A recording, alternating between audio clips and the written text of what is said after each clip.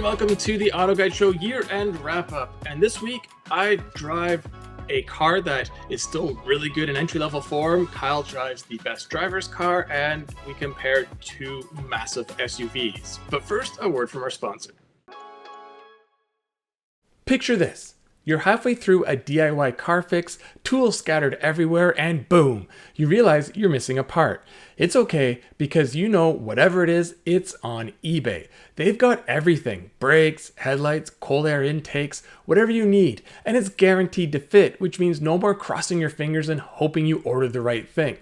All the parts you need, at the prices you'll love, guaranteed fit every time. eBay, things people love.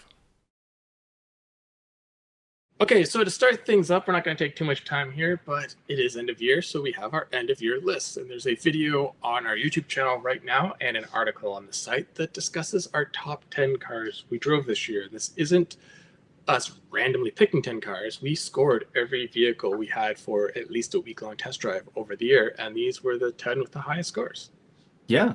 And so spoiler alert, if people are watching the video, you can see one of the vehicles in the thumbnail. It was pretty varied, right, Mike? Like we leaned a little sports car-y this year because there's a lot of really good vehicles that are being built, at the end of the ICE era, or well, maybe not end, as we transition more to electric. Brands are building some incredible driver's cars, and so that was represented this year. But there were some nice everyday ones too. Yeah, let's say the top 5 or 6 are probably not sports cars, but sporty cars, fast cars.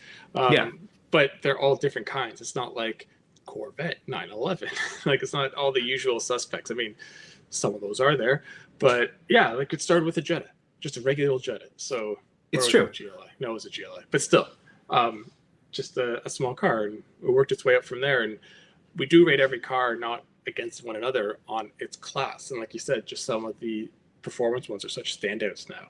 I mean, if we just picked our 10 favorite cars, it would be all sports cars. It's true. I mean, yeah. I was going to say maybe not, but no, it is. Yeah. But yeah, so, it was fun. Check that out. We won't spoil the list here. We'll make you go read or watch it. Yes. Next, as Mike mentioned in the in the intro, we did a big SUV comparison, although one is much bigger than the other. It's funny because the Lexus LX has always been like the big Japanese luxury SUV, because it was Sequoia based. I mean, it was massive compared to everything else. It was a direct competitor to Escalades and Navigators, and I mean, less so the Germans because they're not really body on frame, trucks that can tow type deal, but with the new one, Toyota's kind of downsized it or kept it the same size, whereas Infiniti said, oh yeah, watch this. And the new QX80 is massive.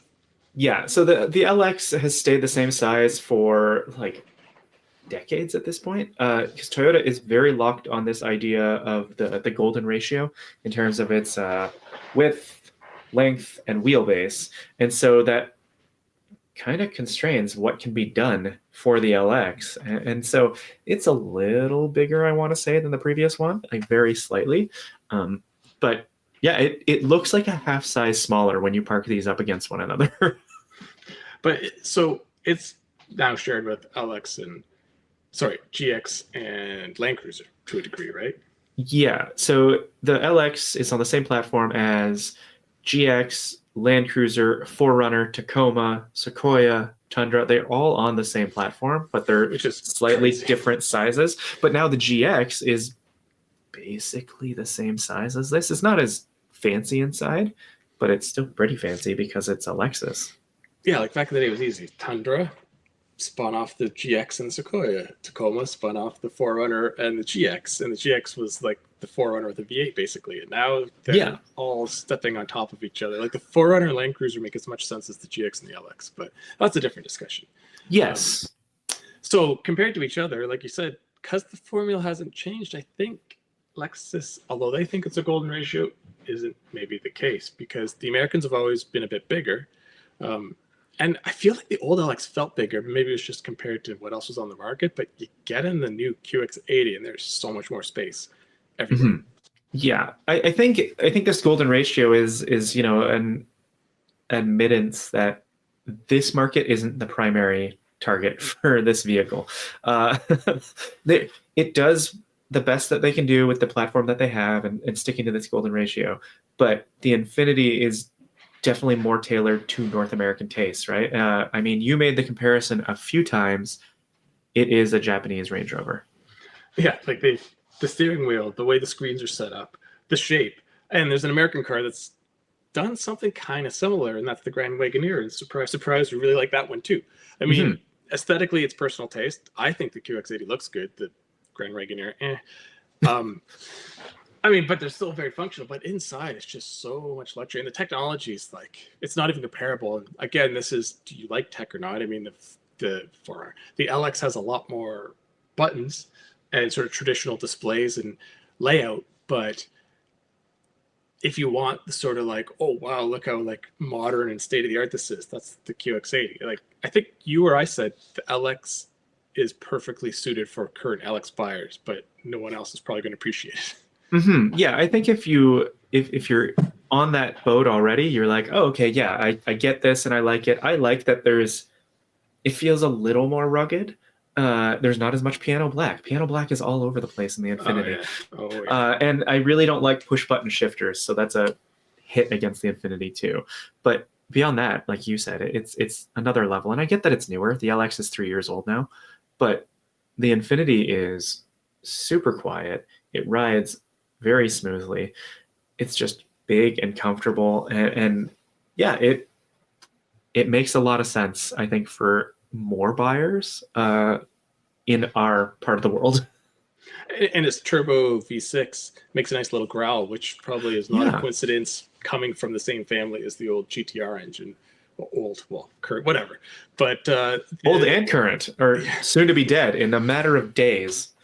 the whereas the Lexus has a almost same size turbo, and it just doesn't sound as nice. I mean, I don't know if it's noise being fed to us by the Infinity or the way the exhaust is tuned, but it doesn't sound like a V8, obviously, but it just sounds more deep and growly. Yeah, and it's weird because that Toyota engine can sound good in other vehicles. The TRD Pro Sequoia actually sounds Mm-hmm. really good, and it's Mm-hmm. the same powertrain, although it's hybrid in the Toyota. But I'll be trying It's the the hybrid. batteries. I'll be trying. Yeah, it's the batteries just growling. They're really angry. So I'll be trying the hybrid in about a month after this episode airs. Mm-hmm. So we'll see if maybe that improves the LX. But unfortunately, it will make one of its weak points an even bigger disadvantage, and that was price. The LX is expensive compared to the Yeah. QX80. Yeah, it was the QX80 is I think 1,000 more in the US, and it has so much more features and technology. And then in Canada, it's actually cheaper than the LX, which is crazy. Mhm. And also, it may I don't know how the battery setup's going to be with the hybrid, but it could hurt space, which is already limited in the LX. So, like you said, I think the QX Infinity, like they didn't copy the best, but they really studied them and they made right size for North America. And the QX80 has always been big in a lot of these things, but it was always kind of like didn't look great. It just drove like a truck with leather, like it.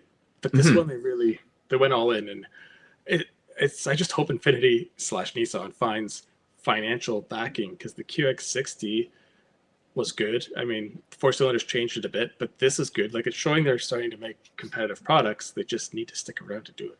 Yeah. All right. On to the next one. We are going to talk about the fastest American car ever made. Yeah, so we talked about this a couple This, weeks ago with the Mustang GTD at the ring, and we said even then, like until the Corvette comes, and there's no Nurburgring times, but I mean, I'm gonna go out on the limb and say this could challenge the Mercedes one for production car lap. I don't think it'll go quite as fast, but with similar power, similar layout. I mean, it doesn't. Well, I don't know if it has more downforce or not because they put such a giant front and rear wing on this thing. I don't think. I think this has. I'm I haven't kept up to date, but I feel like the AMG might have the advantage because it has more adaptive aero, so Mm-hmm. it can take advantage of more parts of the track in better ways than the ZR1. But other than that, yeah, I think you're right. Like the ZR1 is going to be comfortably under 7 minutes. It will be challenging the quickest production cars ever. Like, I think it will be the quickest real production car because the one's so limited. Like, Yeah. this is going to beat the GT3 RSs and like all those cars that are probably going to sell in even smaller numbers than this will eventually. But, and to your adaptive aero, this might have adaptive aero. I can't remember. I don't know think if it they has like it's not as adaptive as the AMG is the thing that I'm thinking. But like, yeah, the CTK package. But with the over 1,000 horsepower V8, it's just gonna like hammer its way through aero restrictions on the back straight, I'm sure. Yeah. And some of the stats they've said about this, I mean, again, I'm not a walking book of encyclopedia, but I can't think of a rear wheel drive vehicle that's been quoted to go 0 to 60 production car as fast as it's like 2.3 seconds. People said, oh, like this is quicker, that's quicker. And it's like, yeah, but they're all wheel drive. This thing's rear drive, and Jim's saying it'll just be slightly over 2. Like I remember when the Hellcat did 2.9, that sounded unbelievable. And then this thing's gone and taken another 0.6 off. 2.3, and it's an unprepped surface. That's the other thing, is like it's not like a drag strip. It's just, oh yeah, it'll do it as long as you have a clean, clear road. That's bonkers. It'll do what, 9s in the quarter mile? Yeah, like mid 9s. And again, people are like, oh, the Model Plaid is quicker. It's like, yeah, but then it's done, and this thing will just keep pulling. And on a track, it would like murder most of those other cars. I mean, there's supercars obviously that can do better times. Like the 911 Turbo S would beat this to 60, but I think this not officially. 911 Turbo S officially will not beat this. I'm sure it can, but yeah. But the other thing, like with the 0 to 60 and the quarter mile and all that, is it handles like, well, it's supposed to handle just as well. It's not just a muscle car that's gonna thump down the track. We're talking about top speed and quarter mile. We haven't even talked about the actual top speed that makes this the quickest or fastest difference between sorry, I lost myself in my own sentence there. Anyway, it's 233 miles per hour, right? Right. That was the thing, is it is the quickest, fastest production American car ever, because it'll do 233 out of the box, which is... Where else can you walk in and be like, do you want one of those like last year Malibus or 4-cylinder Equinox? No, I want the 233 mile an hour cars that's parked right beside it. Thanks. Yeah, we don't build cars really anymore. Hi, we're GM, we're Chevrolet. But when we do, we really build them. Yeah, this is more of an airplane that just stays to the road than It's wild. This is definitely on my list of cars I'm most interested to drive next year, and I'm almost sure we won't get to, but still, I would like to. We won't get to drive it on the ring, but yeah, I'm just waiting for the ring time, and I'm sure Chevy's waiting for the perfect day to do it. They might already have it, but that's the thing with the Corvette. For all the slack GM gets for different things, is the Corvette team, the race team, and the production team, they never, I wouldn't say they never lie, but they never exaggerate. Like when they say it's going to do something, it does it, and it always has. Like it's always been so crazy performance for its money. And even this, like it's going to be, I don't know, 200, 300,000, but it's still going to be a bargain compared to the cars it beats. Yeah, nothing will touch it for the money. So very cool. Well done, GM, for another record. And I can't wait for eBay to start selling the aero parts for a fraction of the cost, so regular C8 owners can make their car look like a ZR1. GM really needs to get on that, but if they don't, like, someone else will do it. ZR line, like N line. Yeah, you can buy the ZR parts. Well, the Z06 parts could go on the Grand Sport back in the day, so there you go. Like that. Yeah. All right, moving on. Another GM car. Mike, you drove the entry-level version of your favorite car. So I think we've covered 2 of the 3 they still make. Yeah. Yes, we have. Yeah, so I've driven the CT5V, which is another ridiculous American car with a boosted 8-cylinder engine. And it's just my favorite. I've said it many times. Just for where I am in life and my age, just blends everything I'd want. Sophistication, crazy performance, V8 noise, which I love, and it can still be a perfectly comfortable cruiser. So I drove a regular CT5 to see how I like it, and I didn't want to get a V, and I didn't want to get, I think it's called the Premium, the one with the Turbo 6, because I'm pretty sure it's still like that. I wanted just a regular. So this is the Sport, which is technically the top trim, which is super confusing because there's the 2-liter 4-cylinder turbo. Then the Premium has the 4 or the optional 6, but then when you go to the Sport, it's only the 4 again. So keeping it light. It's lighter. So I did have all-wheel drive because that's optional through the range, and this makes like, I should know the numbers, but like 230 something horsepower officially. Yeah. Size, weight, and everything. It's competing against like the Mercedes E350 4MATIC or 350. I mean, depending. The BMW 530. It's a little smaller than the Germans. No, it's not. It's not. The 5 is like a little, because that's the thing is the 4 is more like CLA sized. The 5's a couple inches bigger, like 2 maybe, and the E-Class I think is actually a fraction smaller. This thing's big. Yeah, it's big. Yeah. So anyway, it's down on power to those two cars officially, but it's also slightly down on weight because it is slightly smaller. Like the E, I think maybe is a little shorter, but it's wider and heavier.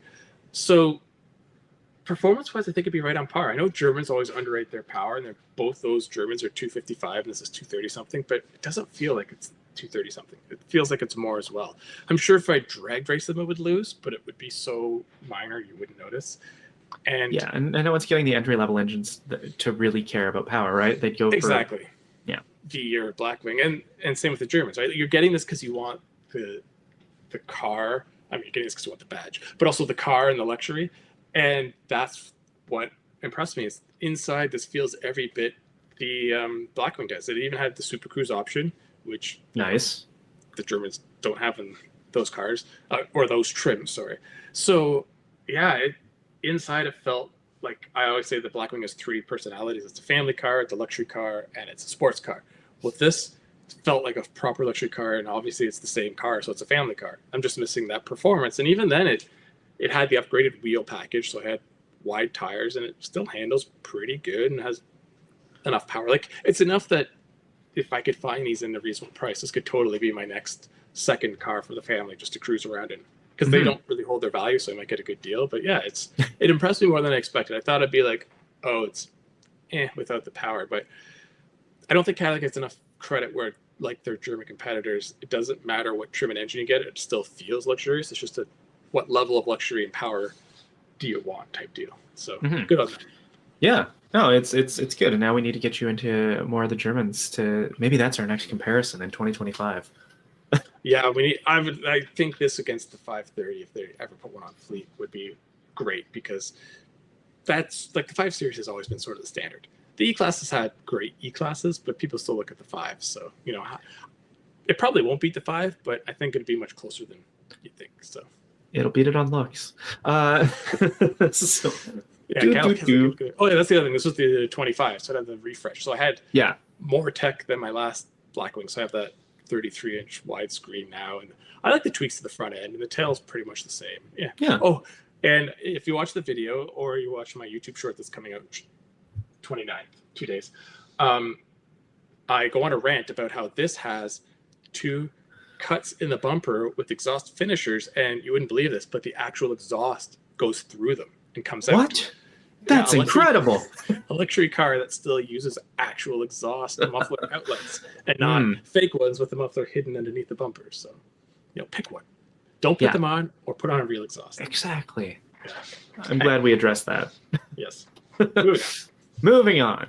Another mid-sized luxury sedan. Speaking of the 5 Series. Yes. Let's put this against the V. Don't do that. This is the better car. So I Good was luck, playing Splotfly in this car. Yes, or even doing any sort of adaptive cruise. I was very lucky that when we were in Germany a while back to do the new BMW M5 and M5 touring, BMW brought out its collection of M5s. It brought every generation of M5, from the very first ones that were hand built all the way to the one that the new M5 replaces. We didn't drive any of the turbo models. Those weren't available to drive, which is fine because a lot of them are pretty similar to one another. But we could drive any of the ones that were introduced up until the V10. So the original two generations. Oh no, we could drive the V10. I did. I was gonna say that's the one that I just missed and always wanted to drive. Okay, well, so I'll talk about this one in a sec, but I'll talk about the other ones that I drove then, just for the sake of it. So I drove with the first, like the 6-cylinder in line with the old M1? I did not drive the first gen because I didn't have time, but I drove the E34 Touring, so it has an evolution of that engine, and the E34 Touring is like one of the rarest M5s. There were only a few hundred built, so that was really cool. It feels that one actually does feel like an old car now because it is old, right? It was introduced in like the mid 90s, but it's reasonably quick. Engine. Yeah, it's reasonably quick. Its steering is heavy and kind of vague. The shifter is vague, but it looks incredible. Then I drove the E60, which was a sedan. The V10. The V10 sounds incredible. I'm not ever gonna argue that. It was very cool to finally experience it, but the M5 in Europe that generation never got the manual. The manual was an American only thing that was added. So I had the SMG. That's crazy. I had the SMG with the single clutch. Jeez. I had never experienced that, and so to finally experience it kind of, I don't want to say ruin the car for me because the car is still special, but it definitely tempers your excitement. It's such an awkward transmission. So that was something, but it does feel properly quick even nowadays. And that 5 Series is barely bigger than a 3 now. But then I drove the E39. And the E39 is this, god tier car that everyone talks about, and so many of our colleagues own them. And I was like, can it really live up to the hype? And it totally does. It's everything. You would love it because it is such a well-blended variety of features. It's the perfect size. It's easy to see out of. It's quick. It sounds great. It's pretty luxurious when you want it to be. It's involving because you have that 6-speed, which is a little vague and has long throws. But oh my God, it's just so satisfying to drive anywhere. And it kind of shocks me that they're actually still reasonably priced for what they are too, if you want a used one. Sounds like Kyle's gonna buy one. But, like, I'm not a BMW guy like a lot of colleagues, even remotely close. And like with these cars, but to me, it's always felt like that first gen was just like, look what we can do using the leftover inline 6 that they were putting in 6 Series and 5 Series. M1. Yeah, well, they made it for the M1 and they kept using it. And then I'm happy I tried the second gen because I was wondering if you drove any gen with that engine because I've clearly not driven one of those and I wanted to experience it. But I remember when this came out, it was like 400 horsepower, although I think it was like 394. Yeah, 400 European horsepower. But it was 400 horsepower in a luxury sedan. And at the time, like that was, I wouldn't say it was supercar power, but it was like high-end sports car. Like we're talking Viper ZR1s, like are up in that range. 911 turbo. Yet it drove like a proper BMW luxury car, but also sports car. You know what? It was kind of like what the CT5V Blackwing is. It's like a manageable yet crazy amount of performance. Yeah, but it still was like a nice car. And then I find the V10, which was the same thing, is sort of it's almost like it's polarizing to a degree. Some people think that's when like the M5 lost its thing, and others like me think that was like the epitome of it's still doing the same thing. They threw a 500 horsepower naturally aspirated V10, and that's when all these high-end cars are now making 500 horsepower, and it still was very 5 Series. Yeah, the first one I drove was like the very first year they switched to the Turbo 8, which I think made like 563 or something. Yeah, like back when it was introduced.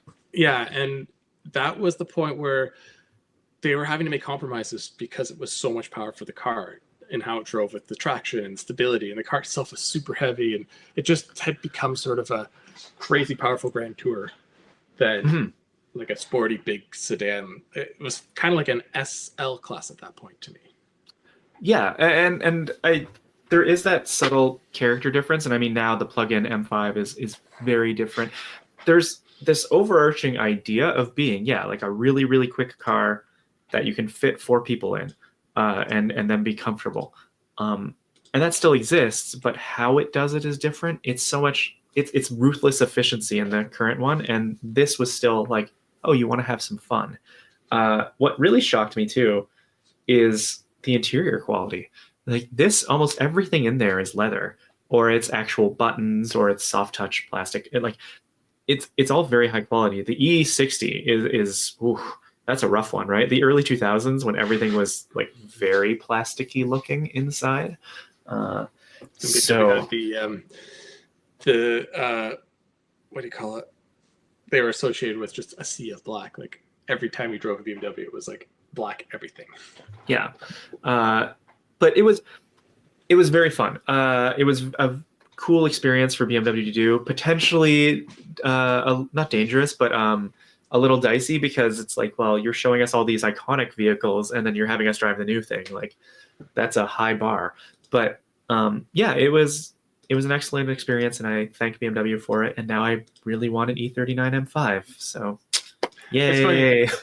For years, I mean, now they're too much money and too finicky because they're old. But when I was much younger, I always wondered about getting a 540 manual used, like that generation, because like the 282 horsepower, it was underrated, and it sounded great, and they were so much more affordable than trying to get these used. And I thought about it once or twice, but I probably missed by 5 years and what they are worth to where I financially could get it. If I had been 5 years older, I probably would have hit that point and like really considered it. Because growing up, I always I love the look of this, and like I said, 540 was still good. And if you put an exhaust on that, oh man.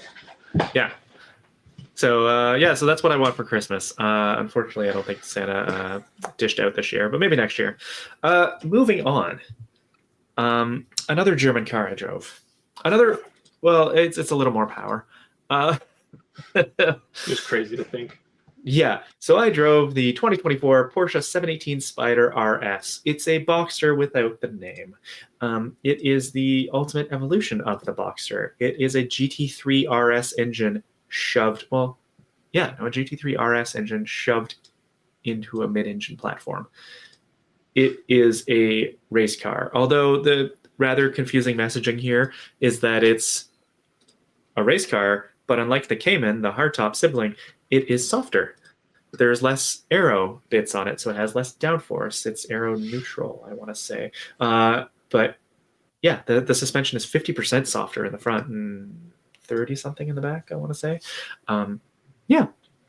It's good on Porsche because I drove, I'm trying to think if it was the first modern Boxster or the second. Like we're talking 12 years ago or so. And it was very similar. It was the Spyder. I don't think it was called the RS. I think it was just called the Spyder, yeah. And the Cayman at that time wasn't the GT4 yet, but it had its own name. They had a Cayman R for that generation. Yes, that was it. Yeah, and it was like the hardcore you take it to track. And this was the hey, here's the GT3's engine shoved in here, but it's open top, and it's the pure driving type thing. And I love that. And it too had a ridiculous roof to try to put up and down. Remember, I had to manually unplug the two backs, fold them up, then do something with the front, and then put them back down. Oh man. Oh, so I was warned when I got this that the roof was finicky. And I was like, oh, I drove the regular Spyder. I remember that. It has the manual little clip-ons for the fairings. And whatever, it took 30 seconds. And if you had a partner with you, it was really easy. No, they gave me a 3-minute YouTube video on how to put up and down the roof because it is fully manual. You deconstruct the roof every time you put it up and down. So if you are taking it off, you have to unclip some things. Then you have to take the rear glass off separately and store that. Then you have to detension a wire. It's a lot. But it's great to get caught in the rain with. Luckily, I never had that problem. It sounds incredible. Oh yeah. Although this one has the Weissach package, so it gets a different exhaust, which actually genuinely hurts in the final 1,000 RPM because it goes to 9,000, and that's incredible. But it's a lot. It sounds wild. I remember the 3.8. That thing sounded great back then. And even back then, I think it made like 400 horsepower, which is like, oh my God, in a Boxster. And now we're pushing over 5. 493. Far cry from the 201 horsepower original. Yep. Yep. So it's over double what it started with, but as an evolution, as a final send off to the Boxster, it's incredible. We're going to put gas engines back in our Boxster. If they can figure it out, that's going to be a huge pain because they can't keep the current one. No, but they can't. They literally can't keep this platform with ICE because of the Euro hacking rules that went into effect. That's why most of the models are out of production and available in Europe now. So it would be a huge undertaking. They basically have to modify this EV one to accept gas. But anyway, the point is like, if this is the final one, it's incredible. I've said it before that this is actually the better driver's car than a 911 because it just has better responses. It's more neutral. It's so friendly, and it rides surprisingly well considering what it is. It's the best driver's car I had all year. It's not my car of the year because it's too specialized, but if anyone is ever lucky enough to get into this and for whatever reason are unsure of what driving really can mean, this is the car that explains it. Yeah, I think since day one of the Boxster showing up and the Cayman after, they were always the better driver's car than the 911. I know the 911 fanatics will disagree. I mean, the 911's faster and you can lap better, but just putting anyone in a car and ripping through an open road, like it's like physics. It's just the layout is so much more intuitive to how the vehicle handles. I mean, 911s have come a long way, but they still have that engine hanging over the back that can catch you out in a corner or even just kick a bit and stability kicks in and kind of ruin your fun a bit. This thing, it does exactly what you think it will. It's so friendly and predictable. I could go on about it forever, and we're already going pretty long, so I'm gonna move us on. I apologize for cutting off the thumbnail on this one, but it's our continuation of our Wrapped series of end-of-year things, because not only Spotify can do Wrapped, we're talking about the vehicles that stood out. And so that is subjective.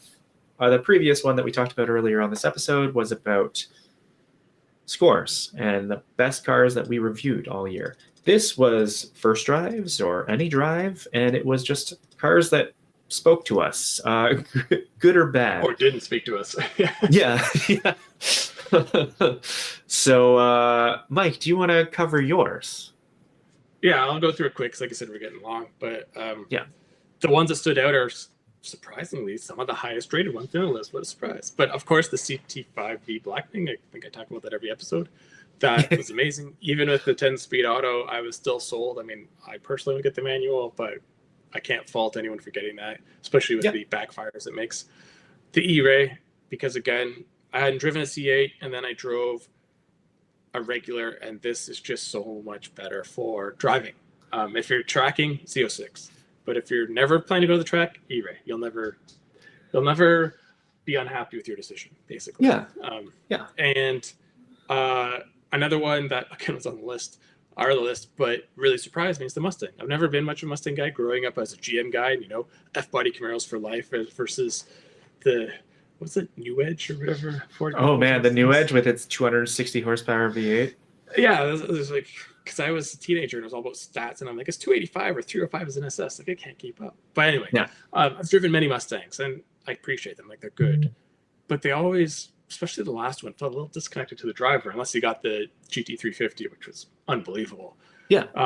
But this new one, it's not all new as much as I say it is, but they've they've improved every aspect that I felt was lacking, and it is just such a fun car to drive now. The GT with the track pack, I must say that, or whatever they call it now. It's not the track pack; it's the performance package. But, yes, but get that on a GT with the manual, and I mean, for the money, I don't think anything can touch it for fun. I know the Miata's fun and it's a little more affordable, but I have 440 horsepower.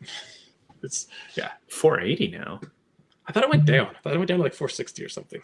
No. Right. The performance pack puts it up a bit, I think. 480. No. The Mustang GT is 480, and it might have slightly more with the active exhaust, and then the Dark Horse is 500. There's only a 20 horsepower difference between them now. Uh, Numbers all wrong, but yeah, and the active exhaust is another must on that car because Yeah. in sport it is so loud. I don't know how it's legal. Track, it's even louder, and it's not Yeah. legal. But Yeah. sport, like it's awesome. A neighbor of mine has their daughter's boyfriend has a GT, and I'm certain he drives it in track all the time, and I can always hear when he's coming down the street and back. And Yeah, or he's in the next town over.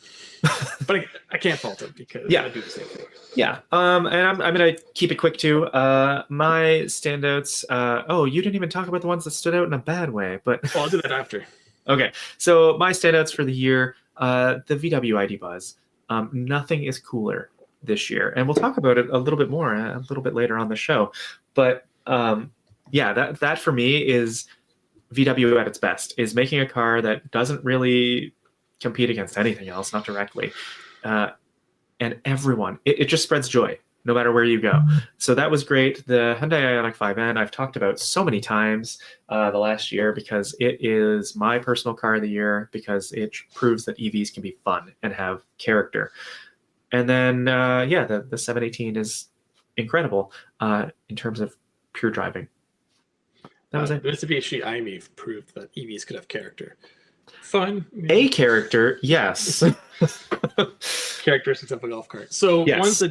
we'll talk about the Buzz later. But ones that didn't stand out. Well, me and our editorial director boss Greg both agree that the Hummer EV, we're not really sure how it stands out, other than the fact that it absolutely stands out.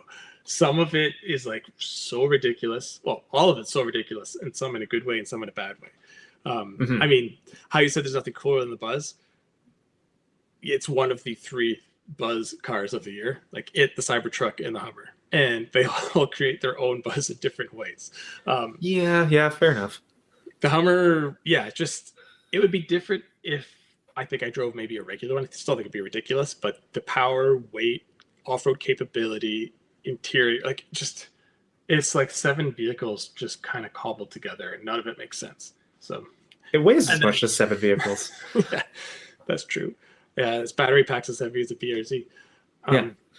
And the other 2 that stood out in not a great way are 2 vehicles I had such high hopes for, and they both mechanically let me down. They're still decent vehicles, but the Alfa Romeo Giulia, I can't remember what trim it had now, but it was not Quadrifoglio. Yeah. No, it was the 2-liter turbo with the all-wheel drive. And I said in my review, the entire center console was interoperative. The only thing that worked was the gear selector and the drive mode. The center dial and all the buttons around it were off the whole time. No matter what it did, reset. Yeah, tried to reset the car a couple times, nothing. And then the Silverado EV RST was a pretty cool, massive pickup truck, but the front, as I said on our previous episode, thought it was open, and it wasn't. It could no longer drive it. So yeah.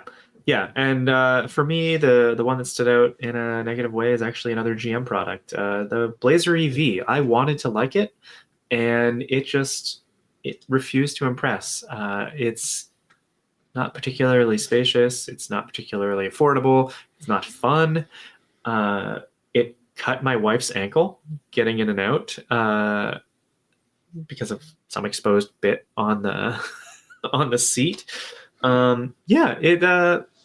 It's weird because we've driven a bunch of vehicles on that platform and liked a lot of them, or a lot of aspects of them. Like I liked the Equinox just fine, but for whatever reason, the Blazer just it wasn't it. So, oh well.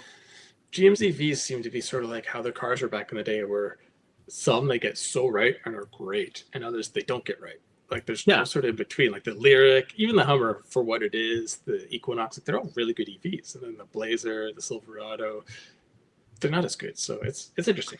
Yeah, but so that's it for our news segment because it's really long this week because we're wrapping up. Guest and Project Genesis Coupe's coming up next, and we have F1. We got lots to go. So we will take a break on the Auto Guide Show, brought to you by eBay Motors. I'll be back with a quick Genesis Coupe, the final one of the year, maybe ever. And then Kyle and I'll be back with question of the week, and then we have Volkswagen on to talk to us. And then Colum and I will be back with F1, and Kyle and I will wrap it up after that. Swapping out your tires? There's nothing like it. With eBay, you'll find the feel you're looking for, from smooth highway rides to grip for rough terrain. Get all the tires you need at prices you'll love. eBay, things people love. For the final upgrade to Project Genesis Coupe before the year ends, I am doing something that doesn't really add too much to the car other than looks, similar to when I did the taillights and headlights, and that's a spoiler. eBay Motors has so many spoiler choices for the Genesis Coupe. There's these massive wings, there's multi-piece wings, there's duckbill spoilers, all sorts of choices. But for me, I wanted something way more subtle, so I'm getting a nice little lip spoiler to put on the trunk lid. So the spoiler arrived and I have it in the back here. Let me just open up the trunk.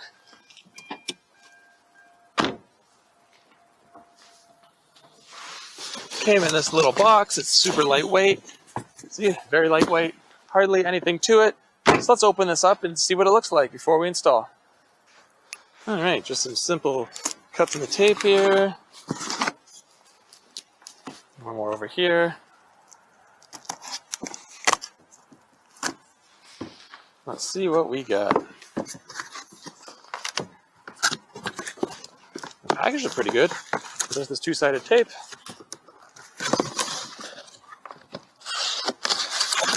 It comes nicely secured in place.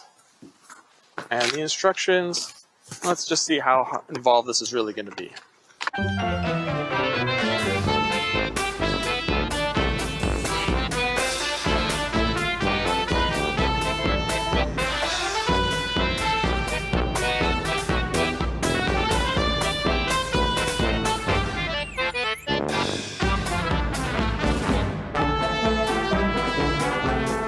It went on quite smooth. The corners are going to need a little bit of work. Probably have to get a hairdryer or heat gun out when I get home just to mold them a bit. But otherwise, it went on very smooth in the sense that it fits just how it's supposed to.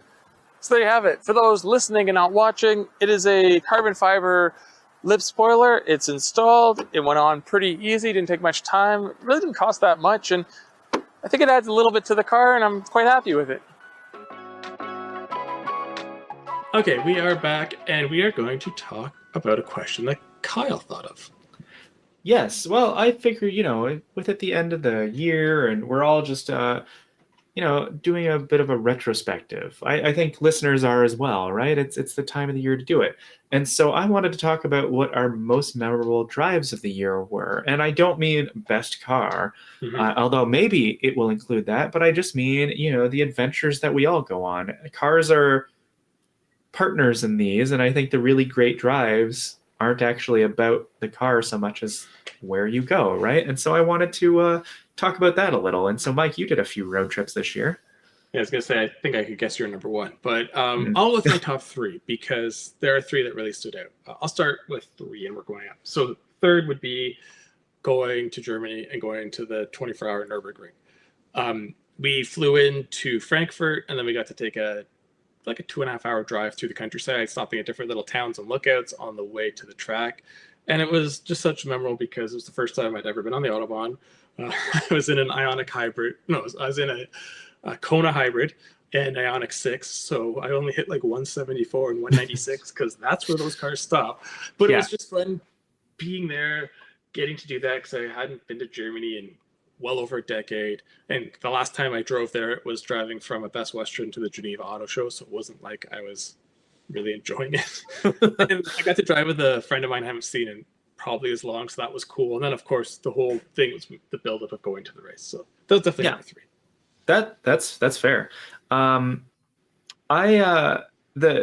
The Munich trip that I talked about previously on this episode would be a close one for me because, I've actually never left the Munich airport, so it was a nice experience, and doing the Autobahn and unleashing it and setting a new personal best is fun and all. But actually, if I have to narrow it down to my top three, it's a lockout for Toyota drives this year. So third place for me was Toyota Canada's Kenreki. that was a really fun adventure. So Kenreki, for listeners who maybe didn't listen to the episodes where we talked about this in the summer, it's the 60th anniversary or 60th birthday in Japanese culture, and it's significant because then you've gone through the entire lunar calendar, so you start over. So it's, you know, a second start. And Toyota was celebrating that by driving all of its vehicles, or waves of different vehicles, across the country. So we started in Newfoundland and drove. There were like 5 or 6 different waves of journalists who drove a few provinces and then swapped into another pack, and so on and so forth. So they ended up in British Columbia 3 weeks later. So that was an incredible drive. I had never been out east before. I got to do so many great drives, and it was a smaller group, so it was a really fun. It didn't feel as structured and like focused as some regular drive programs. So that was a really awesome experience to just take in Canada. Sounds good. So my 1 and 2 are kind of tied for like 1A, 1B, but I'll start with the one that was shorter. So they're both within the same week, which is crazy too.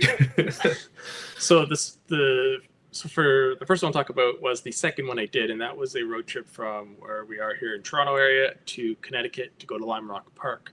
And it was to see Nissan Canada's Sentra Cup event in the US, which was the first and may now be the last that the manual Sentra is no more. I don't know what's going to go on with them, but that's a different story. And we drove a Pathfinder, and it was fun because I love road trips. It was the first time my wife, my son, and I all went on a road trip of that length together. My son and I had just come back from a road trip like literally 4 days earlier, and I'll get to that in a second. But it was fun. It was a straight shot, but we took our time and stopped to eat. And the Pathfinder was just a great long haul vehicle. I mean, it's smooth, and saw some areas that we hadn't before. And then when we were at the track, we saw some racing, and we just kind of planted ourselves under a tree in the shade and just enjoyed 2 days of racing. And then drove home. We stayed in a quaint little motel that was like super nice. And yeah, it was just a fun trip, and we want to do more now. Nice. That's so good, like involving the whole family in these adventures. My number 2, it's close for me too. I'm making a call right now. My number 2 is driving up north at the beginning of last year in 2 Toyotas. So it was myself and 3 other journalists. We took a RAV4 and a Prius, and we just straight shotted, what was it, like 1,600 kilometers north? We went to James Bay, which is the southern tip of Hudson's Bay. And it was an experience. It was the most remote and furthest north I have ever been in our country. And it's funny how much further north you can still go if you really want to. But in terms of roads, this was about it. Yeah. And and it was illuminating. We talked to some locals about, you know, the effects of climate change, and like, you know, even up there, they're expecting the ice to be 5 feet deep at that time of year, and they're like, it's only 2. It was informative, and it was good to see, like, you know, as much as we talk about EVs and the benefits of them in giant cities, it doesn't make sense for everyone all the time. And so that was, Yeah, I don't it think. was good. Yeah. And we were the only hybrids for miles. Like, we didn't see any other hybrids for 2 or 3 days. It's big V8s and like trucks up there because that's what you can rely on. So that was a really fun adventure. It just being the 4 of us and speaking terrible French. Sure enough, it was the German who had the best French. Of course. So my other number 1 is the trip I took right before the last one, and that was the Rally North America charity rally, where my son and I, again, and this time with my dad, drove again from Toronto area, and we went with the rally organization on the road trip for 3 days through Upper New York and Connecticut. We ended up in Maine at Camp Sunshine, which is a fantastic camp. This is my second time going. It's always just crazy to go there. Such a cool experience, and they do so much good, and the trip was fun. We got to go to Lake Placid. We went down the bobsled run, did all sorts of fun little things. We were in a Genesis GV80, which, you know, it's like the most luxurious Genesis, the least sporty potentially. So it was perfect for the interstate, you know, mile after mile. This was a shorter trip than we did the year before, but it was still fun and it was still great. And I hope to do more. I mean, this year we're not sure what we're going to do, but I hope to be back again with them. And it was just good for at least the last 2 years we got to do it. Yeah, no, it's awesome to see as the person who gets to watch it on the site. Yeah, no, it's really great to see something like that because it is an adventure and it's one for a good cause. So understandable. That's number one. My number one is not for a good cause. It was a what if. Regular contributor Jeff Wilson threw this idea at me earlier the year of we're gonna take 2 Toyotas up the tallest drivable road in the country, which is in BC. You want to come with? And I was like, okay, yeah, that sounds like fun. So we took the Tacoma Trailhunter and new Land Cruiser and drove them up a mountain. And that was it. Driving all the way over. Him and his brother actually drove it across the country to get there, which is wild. But I met them there or in Alberta and then drove over. And it was just a challenge. It was living, as you would in those. I slept in the back of the Land Cruiser the one night. We were up the mountain and hit snow in June. We could not actually make it to the top. We could see it, but we couldn't make it. We got incredible footage. It was a ton of fun, and it shows how capable these vehicles are out of the box. So that's always the best thing too, is we're not doing it on some manicured first drive where obviously the vehicle is going to do exactly what it needs to.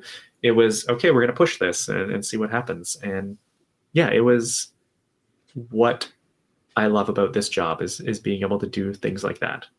Yeah, Toyota should change their tagline, steal it from Pontiac. Say, I guess we build excitement, since all your drives are in Toyotas this year. But yeah, apparently it won't be the case next year, I'm sure. But this year it just happened that way, and that's challenge fun. lay down to Toyota to get Kyle on more adventures. All right, so This is getting super long, and we still need to hear from Volkswagen, which is a very informative interview, and then Colum and I will do another sort of year-end wrap-up list for F1, and then Kyle will be back to wrap up the show. So This is the Auto Guide Show, brought to you by BMW Motors, and we'll be back in a minute. Picture this. You're in the garage, your favorite room in the house, and you're tuning up your engine with parts you found on eBay. Every piece is just locking perfectly into place. You step back to admire your work, hands covered in grease, and because you're committed to driving that thing further than the odometer can handle, you start to think to yourself, you know what, I could probably also use some new brakes, some shocks and struts, and this baby deserves a new air filter. So you head right back to eBay. You can find any part you need there, it's unreal. From wipers and headlights to cold air intakes, exhaust systems, and even that turbo you've had on your mind. eBay is the stocked garage of your dreams, and you've got eBay Guaranteed Fit. Because eBay knows DIY fixes can be major, and mods are always intense, so you need to know that these parts guaranteed to fit every time before you dive in wrench first. And in the off chance you order a part and it doesn't fit, send it back, simple as that. You know what you love more than the car itself is driving it. You're serious when it comes to engine maintenance, and you're locked in when you're headed into a build. And that's exactly why you start with eBay, minor fix or complete overhaul. You want to get your ride back on the road, and you've got eBay Guaranteed Fit. So eBay created My Garage, where all you have to do is add your ride's info and get the exact parts that fit. When you see the green check, you're a click away from that part clicking perfectly into place. So now that you know all that, imagine standing at that open garage door looking at your car you love more than anything, knowing that anything is possible. Whether it's keeping it on the road forever or turning it into something that's never been on the road before. Because with eBay, your garage just got a whole lot bigger. Get all the parts you need at prices you love, guaranteed to fit every time. eBay, things people love. All right, Peter. So we saw each other on the Taos launch very recently. And so I have to ask, since the 8-speed was already in the front drive model, why did it take until now to put it in the 4Motion? Yeah, well, what I can tell you is the reason why we went with the DSG in the first place in the all-wheel drive, because this is a combination that we use also in the Golf R, and our customers rave about the Golf R. But the important part is our customers told us they would rather prefer a traditional 8-speed automatic transmission in the Taos, because this is more focused on comfort and on the smoothness of the ride. So technically spoken, it's not unusual that you have different kind of concepts or also different kind of parts. It's not always, let's say, technically this very same transmission. And it also comes back that how you need to transfer the power from the engine to the wheels. So it was let's say, a good first try, but then we said, okay, if the feedback from our customers is not really positive, then for sure we're going to change it. So it's really about just finding the right tool for the right job. Exactly. And listening to customers, which is always nice. Making a change based on feedback. Exactly. And I mean, we got it from our customers, from our dealers, and we wanted to make sure that we really offer something which is fun to drive and also delivering on this requirements on comfort and smoothness. And I mean, you have experienced it yourself, but we also get this feedback very clearly now back that this was now the right choice to go back to a traditional 8-speed automatic transmission. And so we think we made the right choice, and we're looking forward to see, let's say, also first real customer feedback. The cars are just arriving at the dealerships, so it's a little bit too early to really come back to a real customer feedback, but this is going to happen very soon. But I'm very confident that this will be in line with what we have heard, let's say, from the media representatives and also from our own experience driving the car. Yeah, I mean, I really enjoyed it because modern automatics are just nearly as quick to shift as a DSG, and yet it's so much smoother in stop and go traffic. It's a big, nice improvement for a vehicle like the Taos. No, we're also very happy with it, and again, let's look forward, and I'm pretty sure that our customers are going to appreciate it as well. Mm-hmm. All right, so staying with that segment, kind of moving on, the size a bit larger, like where the Tiguan plays. Yes. There are a lot of hybrids or electrified in some way. You even have one over in Europe, but the segment where the Taos is very uncommon. What's sort of Volkswagen's view on that? I mean, when you look at the compact SUV segment, it's one of the biggest segments here in the US. So it is for sure one of the very important segments. But then you can separate the segments into different kind of layers. And then, of course, you have a lot of entry cars also in this segment, like, for example, our Taos. And even with this in the same segment, when you have these entries with themselves, these vehicles compete also when it comes to offer a very good customer value in terms of entry price, great fuel economy, and of course, low cost of maintenance, and so altogether the long-term ownership. And electrification of powertrains is for sure going to continue to also come into this lower price band of the entry. However, if you just take the surcharge of a hybrid, which is something between $1,500 and $2,000, it really depends a little bit on the brand.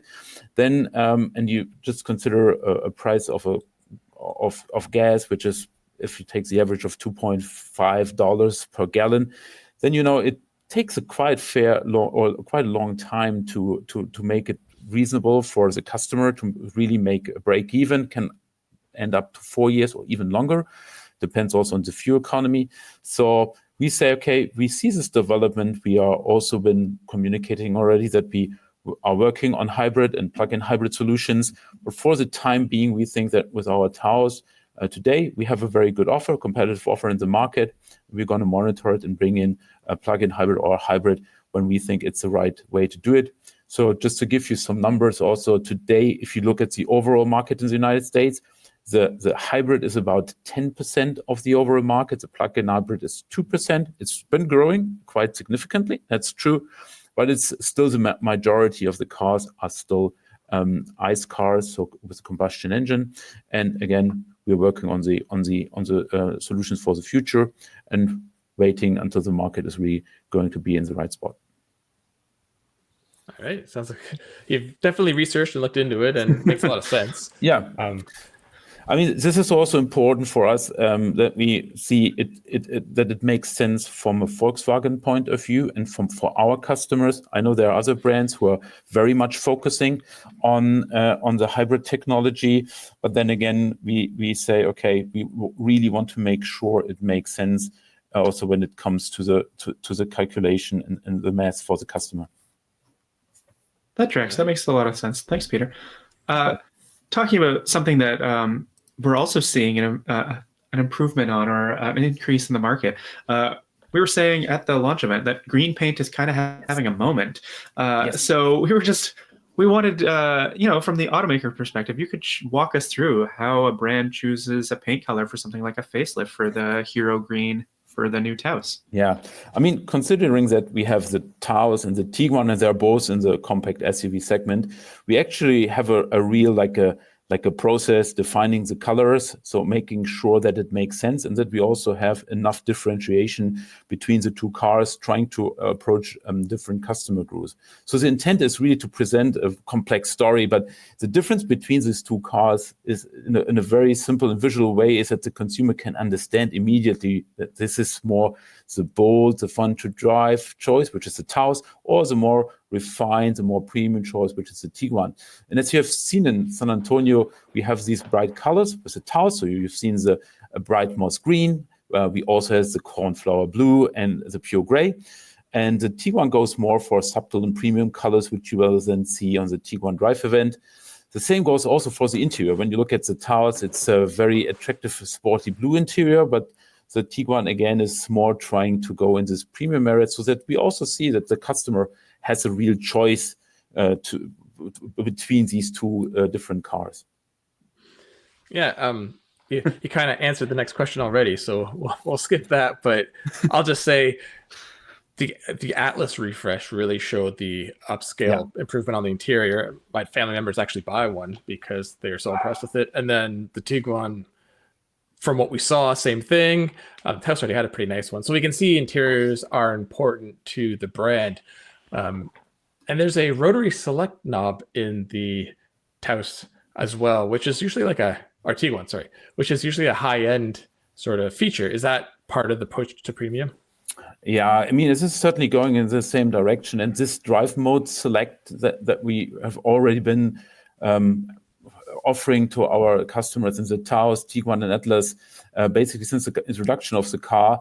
This was the feedback from the customers that they like it, and we have heard quite clearly that there's a need to bring back a volume rotary knob into the car. So that's why we said, okay, for Taos we keep it as it is, and for Tiguan we want to introduce something which is a bit newer and also use the possibilities with the new infotainment system.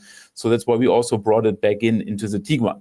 And of course, now we had this rotary style button in the car. We added some additional functionality to it. So the drive mode select is available via this rotary button, but as well as there's also some neat additions to it.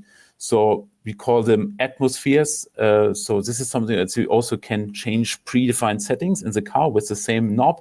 And of course, you have the volume, and you can change for the music and some other, of course, entertainment functions in the car. So this makes it very easy to choose from the right atmospheres, so the right drive mode select and the volume. So it's really something what we want to give back. And we thought, okay, just do not only do a rotary knob, but make it a little bit nicer to look at, something which is also giving a little bit color to the center part of the car. And when you look at it on the Tiguan, you have some animations and a bit of color in it. So it's a small touch display. It's really nicely made, and people like it because it's just something which catches the eyes and which is fun to use. Yeah, I'm looking forward to checking out the atmospheres in a little more detail. I think it's a fun little thing that more brands are picking up on, right? With the combination of ambient lighting and just giving you more of a personalized feel in the car. Exactly. And it makes things easier, right? When you're driving to work, for example, you might be in a quite different mood compared when you're driving back home, or when you want to make a trip with your family, or if you drive to make some sports. I mean, really, different times and different moods require a different setup in your car, and there it is really a great opportunity to use it. So that was basically just a swipe or a press on the button, you're in the right mood, and the car can be either supporting you to be prepared for your sport lesson or for your course, or just coming back home and be very relaxed when you arrive home. Mm-hmm. Well, you mentioned driving with the family, and that's obviously going to be a major focus for Tiguan buyers. So I just have to ask something, because people make a big deal about it with this new version only being 2-row. Yeah. Peter, can you shed some light? What was the take rate for the third row for the old Tiguan? Well, the take rate with the old Tiguan was not very high, so below 20%, so something 10, 15%. So that's why we said, okay, we want to make sure that that we want to improve the exterior of the car. So, and we did this already, right? When we're looking back on the first generation Tiguan, we were hitting marks like 40,000 cars in the US in the peak years. Now with the second generation, the one where we have offered the third seat, well, we were going up to 100,000 in the peak years. But we also got the feedback from our customers again. They said, okay, it's very scrammed. There's not a lot of place, and so we said, okay, let's see if it really makes sense to continue it. But then again, coming back to the quite low installation rate and take rate, we said, okay, let's do something where we say we want to make this car dynamic and more modern. And that's why we said at the end of the day, okay, this should be the reason to say, let's move forward. Let's make this a true 5-seater with a great design. And well, what can I say? From the very first feedback that we've received from the media, but also from dealers, from customers who've already seen the car, it was a very positive and overwhelmingly positive feedback that we received. So I think we are going in the right direction. Perfect. Good to hear. So, Yeah. so besides ditching the third row, which saves weight, there's also a big emphasis on saving weight in other areas on the new Tiguan. Can you sort of just explain where you saw the biggest improvements or decreases in weight and why that was important?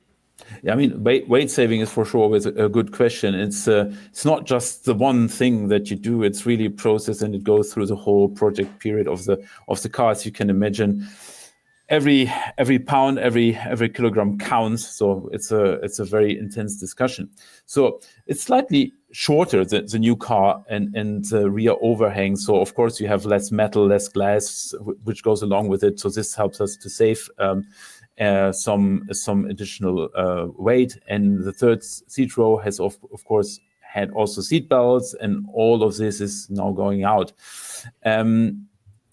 Also other things like the mechanism, how to fold the third seat row and so on. And so we also made some improvements in the higher strengths of steel and in the proper places, which also helps us to reduce a little bit of weight. And then we have also some aluminum in the subframe, and all of this, all these small things then again helps us to bring down the weight. What's very important for us is that we do not compromise on safety, right? So this is of course one of our most important values for the brand and also for the Tiguan. So we are very, very positive and are looking forward from what we can see that we are expecting to have the NCAP 5-star and also TSP Plus rating when these cars are then tested.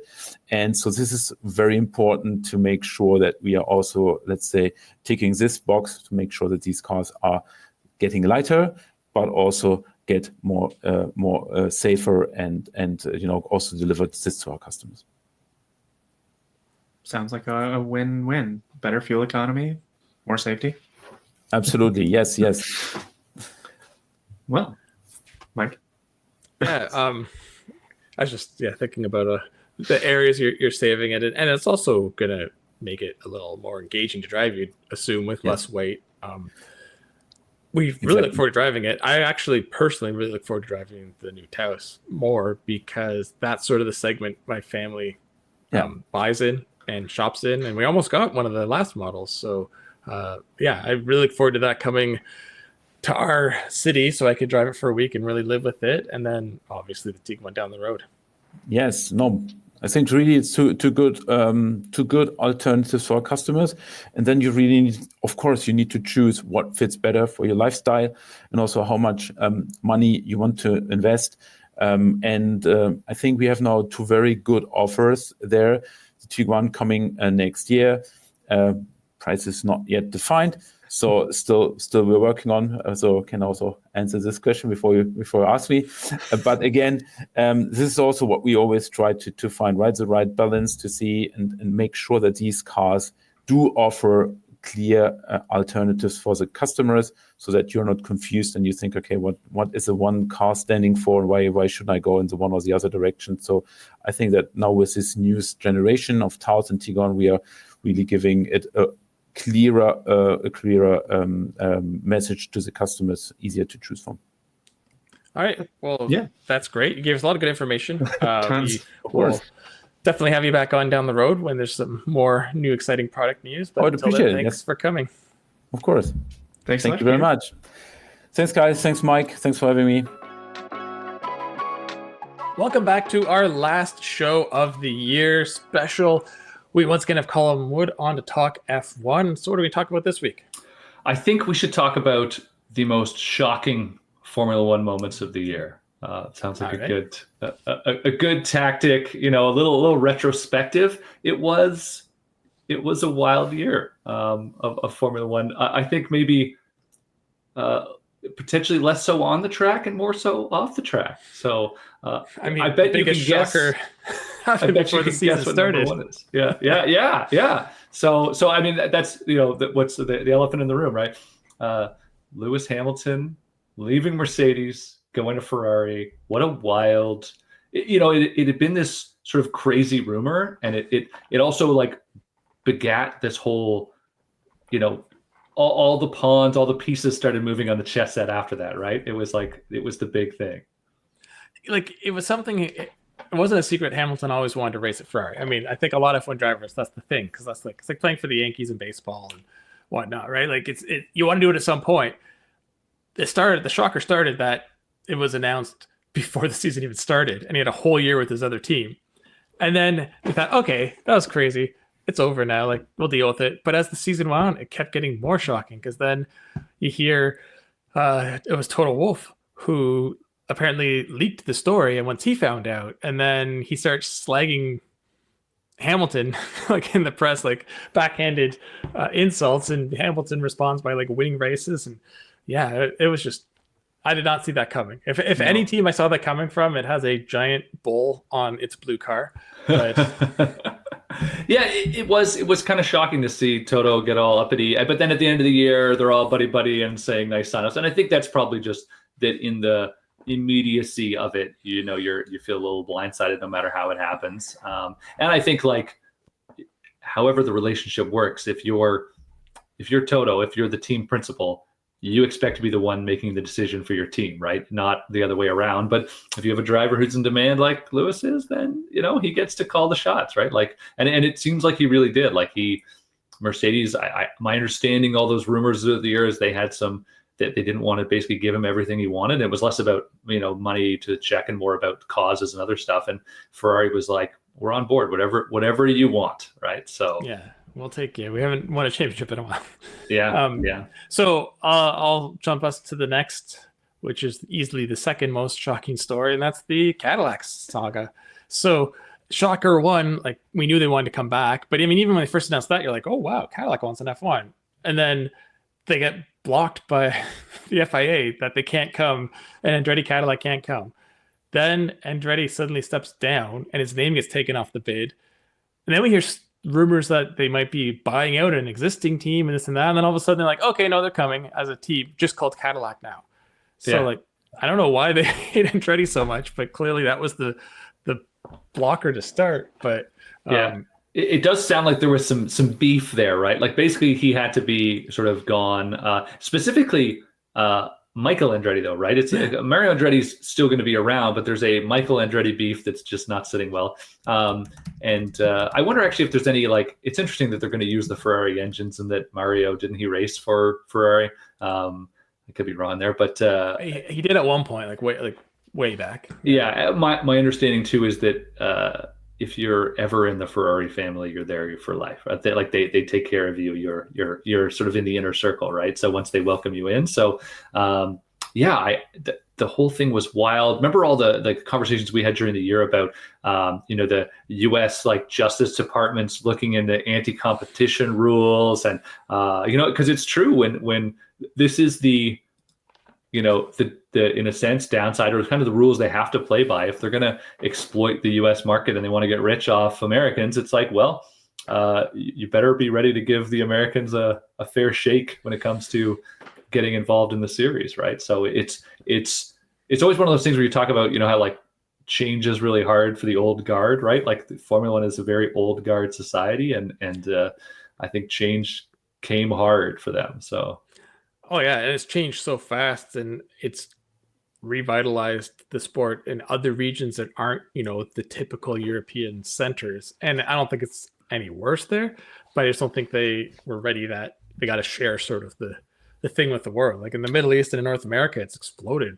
mainly because of a TV show. But back to Michael, maybe when he didn't race a whole year, he raced most of the year back in the day, and maybe there was something that happened there, but we're talking 30 years ago. But like I said, it's an old guard, so who knows? Yeah, but you still think all those people would be gone, right? Like it's weird that that the rumors are so negative after all those years. But it's to me, the whole thing is what, like, there have been so many ups and downs in that story, and that like I just can't get over how crazy it's been, and that it's actually gonna kind of like the Lewis Hamilton thing. It's kind of like you felt like it was sort of destined to happen, or like this is the thing that should happen in a crazy world. This would happen, but you're like, those things never really pan out. It's like it's like you people who buy a lottery ticket expecting to win, but you never actually expect to win. This is like you actually won, right? Like the crazy thing actually happened in all the circumstances, right? Like if you had told somebody, again, like imagine 2 years ago, oh, did you know that Lewis Hamilton will be racing for Ferrari and Cadillac has a Formula One team? You'd be like, yeah, you're it's BS. You're making stuff up. And if you're trying to make the sport even bigger in the US, which it is and growing, like you would have literal cars called Andretti and Haas on the track fighting each other. Yeah. But not going to happen. So anyway, that was, I think, easily the second biggest story. I got another one, but I'll let you go.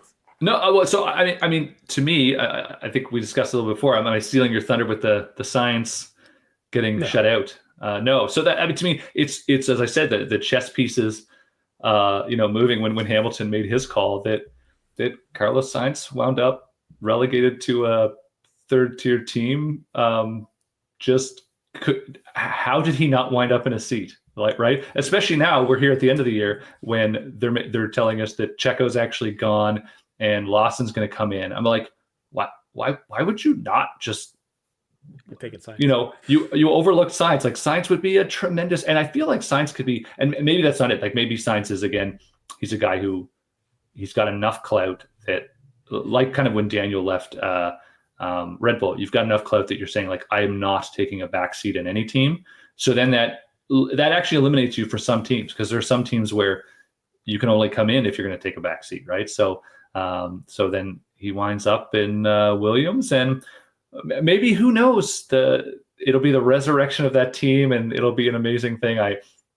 Crazier things have happened, but it still seems like an uphill battle. And that was pretty shocking to see him wind up at Williams. I don't know. I know, and we don't know the inner workings in the back end and negotiation, but as seats were filled and people kept signing and he was just sitting there, you felt like he was holding out for something, or something was happening, and you got to do something before it's too late. And then it was. It reminds me, completely different sport, but last year, the baseball offseason, all these players were holding out for more money, bigger contracts, and they never got them. And then all of a sudden, before the season started, they scrambled to find someone who would give them anything. You gamble, right? Like those guys they are gambling, and that's like, man, that's your manager too, right? Like that could be, you'd be pissed to be like, man, I could have been on some team, and because the worry isn't just that you wind up at Williams and that you're not making a ton of money. The worry is that starts to send your career downward, right? That there's no coming back. Like you pretty much, if you're not always growing in Formula One and progressing, you're going the opposite direction. And we've talked about this during the year. If you wind up at a team that's not super competitive, it doesn't matter. Like, oh, you beat your teammate, you were great. Congratulations on being 14th in the World Championship this year, right? Like, if you're 14th, no one's ever going to pick you up to be the number, the fourth driver in the world on the, the second driver on the number 2 team. It's unlikely to happen. So you wind up it's a spiral, and it's dangerous for your career. Well, and Carlos isn't a kid. It's like he's 30. So yeah. You only got a window left, basically. I mean, some go much longer, but you'd assume mid-30s, you're starting to consider your next step. But absolutely. So my next shocker, I mean, quickly, a small one, was that Perez lasted the season, as we're talking about him on the seat. Not any fault of his own fully. It's just the rumors were swirling, and the way Red Bull operates, he thought he'd be gone. But same. Yeah. No, that's a funny comment. I think you're right. They generally have been not terribly loyal to drivers and just they're the kings of the mid-season replacements. I mean, they did it with their feeder team, which isn't their feeder team. They're not connected at all, and whatsoever. There's no connection. Anyway, no, my real shocker. We talked about this last week.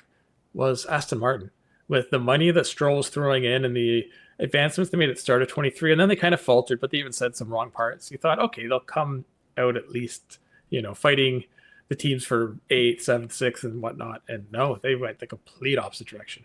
Yeah. Oh, that's so sad. Again, it still makes me sad every time I think about it. So I'd like to see good things. So hopefully next year, the year after the Honda engines will do something good for Aston Martin, and they'll be resurrected, or maybe the Honda people will tell Lawrence Stroll how to run his business and actually help.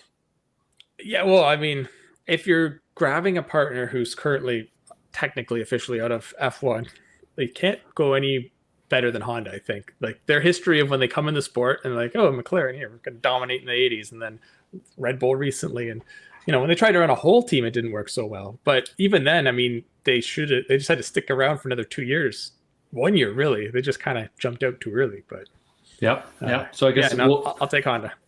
So we'll see what the big shockers of the coming year are. It'll be a fun year to watch everything unfold, and lots of rookies. So should be an enjoyable one to watch. Yeah, I can't wait for 25 predictions and 26 predictions because I got a lot. All right, we'll make that a future episode. All right, talk to you later.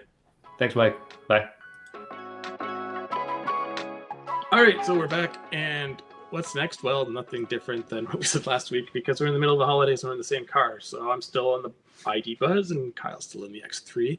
I don't want to get too deep into how things are going, but one thing I will say, two things I'll say about the Buzz quickly is, one, I wasn't expecting how good of a highway cruiser the thing is, and it makes sense because it's got such a long wheelbase and it's so big. It's just so nice. And the other one is we have the most subtle two-tone. There's like 4 two-tone colors, and one of them's gray with white, and that's the one I have. And it's been interesting because it doesn't stick out, so everyone's eyes are drawn because it's bright green or yellow or blue, and then you see something blue, then you look and like, oh, it's the Buzz. So I noticed driving a lot of people, moms and dads, mostly in 3-row SUVs, were checking it out, like MDXs and Pilots, and my first long drive in it, I was getting on the highway, and I got in front of a Tesla who wasn't going to let me merge, but that's a different story. But then I noticed after about 3 minutes, a Cybertruck was behind me, and he was making all sorts of crazy lane changes, and he caught up, and he pulled up beside me and was like smiling and nodding and checking it out, and I was like nodding at him, and then I started to think, like, anyone who's kind of into cars, this must be the craziest sight. Like on the highway, a Buzz and a Cybertruck just cruising down the road together, the two most buzz-worthy cars of right now, pretty much. And it was a lot of EV owners who checked it out. And coming home, I ran into another Cybertruck and the same thing. Because, if you've bought a Cybertruck, you're pretty well versed in EVs, and you probably know what's what and what's coming. So Yeah. It's been interesting. It hasn't stood out overall as much as I thought it would, which is kind of nice because I don't need to be a rolling car show. But neighbors, because it's just sitting in the driveway and it's towering over the crosstrek, they've been quite interested, and quite a few, like, it's been all positives. 2 have actually said they're looking to buy one until they saw the price of the first edition. So they're waiting to see what less contented future versions will be. Well, I hope they don't expect it to be much cheaper. But I'm really excited. We're gonna swap in a few days, for a couple days, and I'm not that I've been unimpressed with the X3. It has its qualities. I'm warming to the looks. The interior, I have some thoughts, and it rides really stiffly considering it's not a full M car. It's the M50, so I expect it to be a little sporty. But I've had passengers comment on, "Oh, this thing rides really stiff, huh?" And I'm like, "Oh, I was going to say that there's never been an X3M, so that's as close as you'll get. They always have an M40 or an M50. There's an X3M. Just a flat-out M? Yeah, there's an X3M. It's been around for like this entire generation. Oh, I see. I never get to drive BMW, so I don't know. We've compared it. We compared it to the Macan years ago. That was an M? I thought that was an M50. That was an M. And this is a different this is the same generation? This is a brand new generation for 2025. Okay, I was going to say, because we really like that. It roads crazy stiff, but so did the Macan Turbo. But, yeah. I think we gave the X3 the advantage then, right? I think we did because it was bigger and like a better value and quicker. Yeah. So this is almost 400 horsepower in a regular X3, which is kind of nuts now. Yeah. But I will say one of the most impressive things, I'll just get it out there now. It is crazy efficient. So it is the 6-cylinder. It's a mild hybrid. It's almost 400 horsepower. It's the same as the E39, and it's 400 and something pound-feet of torque. I had a 330i last week, the xDrive sedan, so the 2-liter, and this is doing better on gas. It's wild. It is approaching 30 miles per gallon overall, which is incredible. So yeah, so that's it. But I'll talk about it more when I eventually do my review. That's what was interesting. You know, sometimes, I mean, they're not the similar weight, but they're not going to be too far off. And bigger engines sometimes are better than that because, especially you're sort of driving with the mild hybrid, you're in a city, so you're probably taking advantage of that boost assist starts and whatnot. And yeah, like if you're doing highway slogs too, which you also do, it's probably not going to be much different there either because the Turbo 6 is running way easier, I guess, like lower RPM. Yeah. So it would be sort of where I live that I think I'd see the difference in longer suburban roads where I'm constantly really accelerating and braking. But I guess we'll find out when we swap them. You'll get it back. It'll be down to like 12 miles per gallon. Mike's just drag racing everywhere with it. Yeah, so that was it. And that's it for the year for us, right? Yep. We're going to take a week off because Kyle deserves a vacation, a week rest, and so do I. But we will be back. This isn't the end. We will be back, I guess, on the 13th? I'm trying to do the math. Yeah, I guess it'd be the 13th because this is airing on the 31st. Yes. So we'll be back post Detroit Auto Show. Yeah. Well, we'll probably do the podcast maybe at the Detroit Auto Show because it's a Friday, which is recording day. So we'll see. Will Kyle be there? Will I be there? It depends what Detroit decides to do. Yeah. So far, it's crazy. 2 weeks out, and we don't even know. But yeah, but for now, that's a 2025 problem. For now, we're gonna go eat a bunch of Christmas chocolates. Oh yeah. All right. Well, thanks for listening, and we'll see you in the new year. So long, everybody. Picture this. You're halfway through a DIY car fix, tools scattered everywhere, and boom, you realize you're missing a part. It's okay because you know whatever it is, it's on eBay. They've got everything, brakes, headlights, cold air intakes, whatever you need, and it's guaranteed to fit, which means no more crossing your fingers and hoping you order the right thing. All the parts you need, at the prices you'll love, guaranteed fit every time. eBay, things people love.